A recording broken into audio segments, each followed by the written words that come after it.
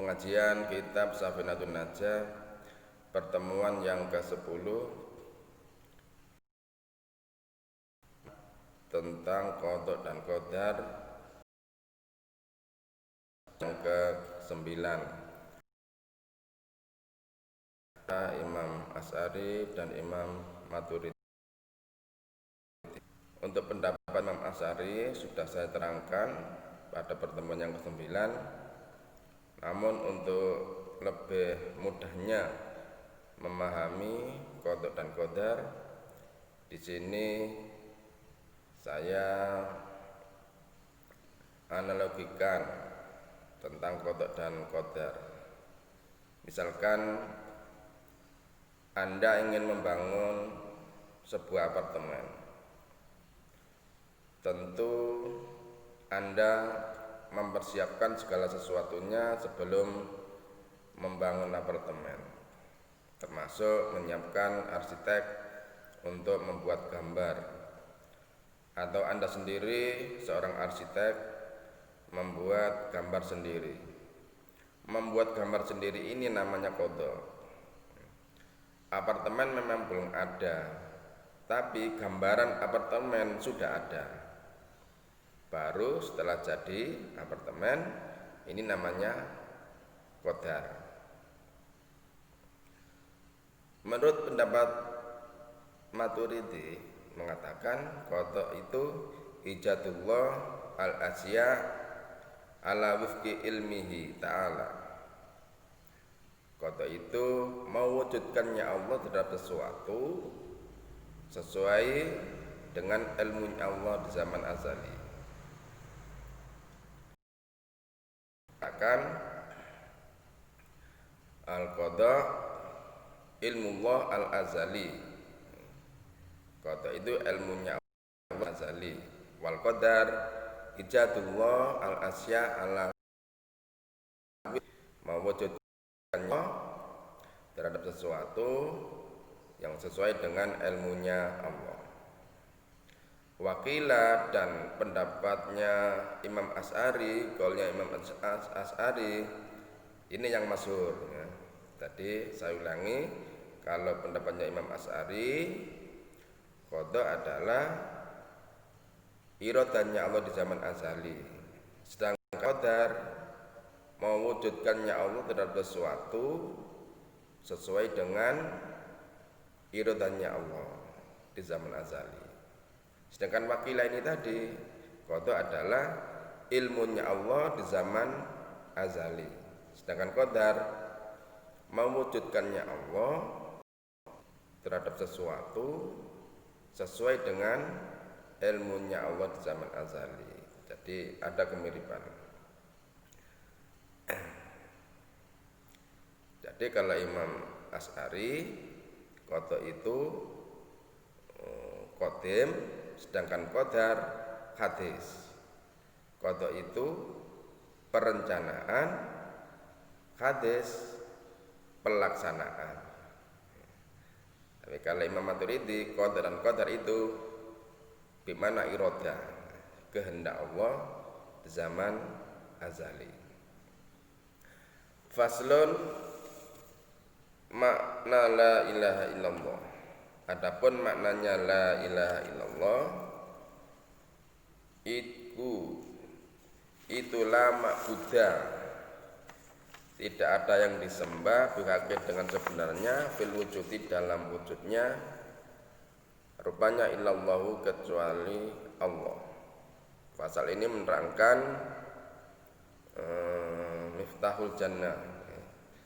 Kalimat la ilaha illallah bisa dikatakan miftahul jannah, atau dikatakan kalimat tauhid, kalimat ikhlas, kalimatun najah. Kalimat ini disebut dalam Al-Quran dalam 37 tempat, dan keistimewaannya banyak sekali. Di antaranya Rasulullah bersabda, man qala la ilaha illallah salasa marratin fi yaumihi kanat lahu kafaratan likulli dzanbin asabahu fi dzalikal yaum. Barang siapa yang mengucapkan la ilaha illallah 3 kali di harinya, maka kalimat itu menjadi kafarat baginya, menjadi pelebur baginya dari dosa yang dilakukan di hari itu. An Ka'bil Akhbar, dari Ka'bil Akhbar, auhallahu ta'ala ila Musa fit Taurat, laula man yaqulu la ilaha illallah la sallatat jahannamu ala ahli dunya. Kata Ka'bil Akhbar, Allah mewahyukan kepada Nabi Musa dalam kitab Taurat, seandainya tidak ada orang yang mengatakan la ilaha illallah, sungguh neraka jahanam akan menguasai penduduk ahli dunia. Imam Suhaimi berpendapat afdalul asya al iman, lebih utamanya sesuatu adalah iman. Wa qalbiyun, iman itu di hati. Wa afdalul kalam kalamullah, lebih utamanya kalam adalah kalam Allah. Wa afdalu al-Qur'an, lebih utamanya kalamullah Al-Qur'an.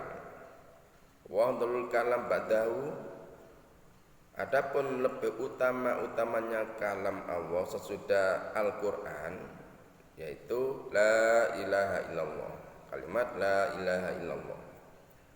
Faya afdalu minal hamdi, la ilaha illallah lebih utama dari alhamdulillah menurut qaul yang sahih, karena kalimat la ilaha illallah mensunyikan dari kekufuran. Sebagian ulama berpendapat sesungguhnya kalimat la ilaha illallah itu ada 12 huruf, maka wajib bagi kita 12 kewajiban, yang 6 dohir, yang 6 lagi batin. Yang dohir, yang pertama toharoh, kedua sholat, zakat, puasa, haji, dan jihad. Yang 6 batin, yang pertama tawakal, tafwid, menyerahkan diri ya, sabar, ridho, zuhud, dan tobat. Dari yang dohir saya terangkan satu, jihad. Jihad itu al-qital fi sabilillah liiqamatid din. Jihad itu berperang membela agama Allah, berperang di jalan Allah karena membela agama Allah. Yang demikian ini jihad kecil. Rasulullah pernah bersabda ketika pulang dari perang Badar yang merupakan perang terdahsyat, merupakan perang yang paling besar di antara perangnya Rasulullah. Rasulullah bersabda, "Rojatna min jihadil asghar ila jihadil akbar." Kita telah kembali dari perang kecil menuju perang yang besar. Para sahabat heran, perang yang begitu dahsyatnya dibilang kecil. Sahabat bertanya, "Wa ma jihadul akbar ya Rasulullah?" Apakah jihad besar itu wahai Rasulullah? Qala jihadun nafsi. Rasulullah menjawab, perang yang besar itu adalah memerangi hawa nafsu. Kemudian yang 6, ini batin, saya terangkan satu, tawakal. Tawakal ini adalah siqatul qalbi, percayanya hati, bil wakil, dengan wakil, zat yang dipercaya atau diserai. Percayanya hati terhadap Allah yang dipercaya atau yang diserai, sekiranya hati menjadi tenang ketika kebingungan, dalam kekacauan, dalam kegelisahan, ketika sulitnya asbab. Kita tahu bahwasanya hidup ini adalah tidak luput dari yang namanya asbab. Kita mau kaya, bekerja itu asbab. Kita mau pintar, belajar itu asbab. Demikian juga ini. Misal kita mau berdagang. Dagang apa? Dagang buah-buahan. Ternyata gak berhasil. Ganti lagi. Dagang kurma juga gak berhasil. Ganti lagi. Dagang sepatu juga tidak berhasil. Tapi kita tawakal kepada Allah. Ketika sulitnya asbab, ya. Jadi gak berhasil itu namanya asbab. Kita tetap menyerahkan kepada Allah. Ketika sulitnya asbab, kita percaya yang menjadikan sebab itu adalah Allah. Tawakal bukan berarti kita tidak melakukan sesuatu, bukan berarti kita tidak bekerja. Tawakal itu adalah sesudah kita berusaha semaksimal mungkin, hasilnya kita serahkan kepada Allah. Itu namanya tawakal. Allah Ta'ala berfirman, fatawakkalu in kuntum mu'minin. Bertawakallah kamu semua jika kamu orang yang beriman. Diriwayatkan dari sebagian ulama, sesungguhnya paling amat sangatnya tawakal dari hewan itu adalah burung. Pagi-pagi cari makanan, sore pulang tak membawa satupun gabah atau secuil makanan pun tidak dibawa, itu burung. Yang paling tomak semut, itu paling tomak. Ada buah di situ mulai kecil sampai ranum, di situ enggak kemana-mana, nunggoi terus. Paling rakus kera. Uwais Al-Qarani mengatakan, lau abattallaha ibadata alis samawati wal ardi layak ballahu minka hatta takuna aminan bima takfulullah min amri rizkika. Kata Uwais, seandainya kamu menyembah Allah seperti ibadahnya, seandainya kamu beribadah kepada Allah seperti ibadahnya ahli langit dan bumi, maka Allah tidak menerima ibadahmu, sehingga kamu percaya terhadap rezeki yang ditanggung oleh Allah Ta'ala,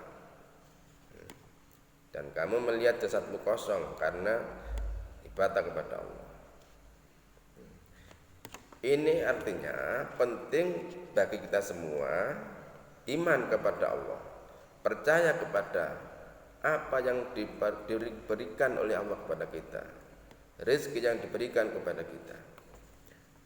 Itu harus percaya sepenuh hati. Tanpa kepercayaan kepada Allah, betapapun kita beribadah seperti ahli langit dan bumi, tidak akan diterima oleh Allah.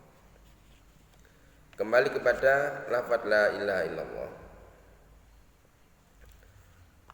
La ilaha illallah ini merupakan dalam ilmu tarekat dinamakan dzikir nafi isbat.